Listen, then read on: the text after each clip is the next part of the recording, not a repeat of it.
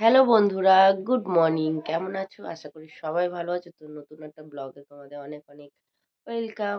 তো চলো, শুভ সকাল। আর এখন থেকে ব্লগটা শুরু করছি। তো উঠেছি আজকের 5:30 নাগাদ মতো উঠেছি। উঠে অনেক জামা কাপড় ছিল, যেহেতু কালকে সকালে আমি কাজে গেছি 7টার জন্য, কাচাকুচি কিছু করিনি।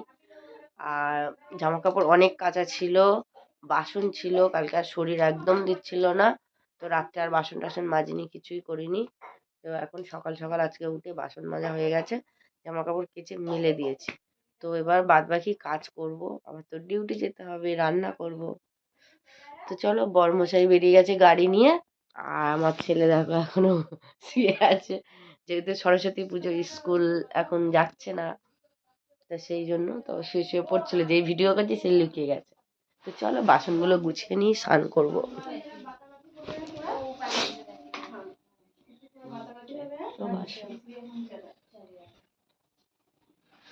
মাছটা বার করে রেখেছি, আজকে রান্না হবে মাছের তরকারি।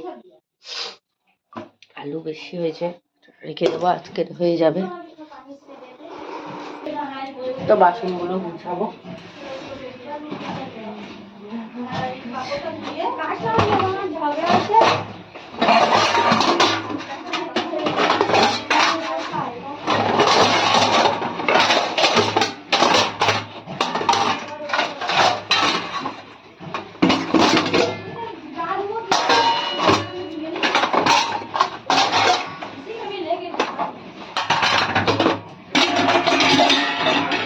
কার ঝগড়া হয়েছে রে?